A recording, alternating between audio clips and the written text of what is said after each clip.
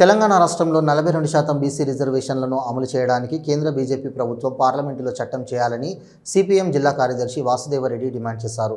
BJP ద్వంద్వ వైఖరిని ఎండగడుతూ 9వ షెడ్యూల్లో చేర్చాలని డిమాండ్ చేస్తూ సిపిఎం జిల్లా కమిటీ ఆధ్వర్యంలో ఈరోజు మధ్యాహ్నం కోర్టు చౌరస్తాలోని బిఆర్ అంబేద్కర్ విగ్రహం దగ్గర ధర్నా కార్యక్రమం నిర్వహించారు.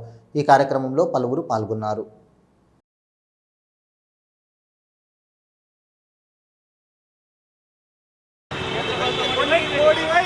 బీసీలకు 42% రిజర్వేషన్లను జిందాబాద్ సిపిఎం శాతం రిజర్వేషన్లను వెంటనే బీసీల పట్ల పోరాడదాం. బీసీలకు 42% రిజర్వేషన్లను బీసీల పట్ల బీజేపీ జిందాబాద్ సిపిఎం 42% బీసీలకు అమలు చేయాలి. బీసీలకు 42 ధర్నా నిర్వహించడం జరిగింది.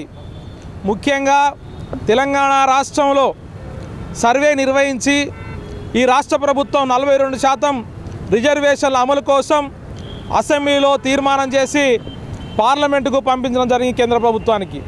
నాటి నుండి నేటి వరకు నాన్సుడు ధోరణి వ్యవహరిస్తూ దీనికి రిజర్వేషన్కు మతం రంగు పులిమి ద్వంద్వ విధానాలు అవలంబిస్తున్నటువంటి కేంద్ర ప్రభుత్వం ఇప్పటికైనా బుద్ధి రావాలని చెప్పేసి, అట్లాగే ఆయా రాష్ట్రాల్లో బీజేపీ పాలిత రాష్ట్రాల్లో ఇది అమలవుతున్న దాని గురించి మర్చిపోయి కేవలం తెలంగాణ రాష్ట్రంలో మతం రంగు పులిమి విభజన రాజకీయాలు చేస్తున్నటువంటి బీజేపీ పట్ల ప్రజలు కూడా బీసీలు అప్రమత్తంగా ఉండాలని చెప్పేసి ఈ సందర్భంగా పిలుపునిస్తున్నాం.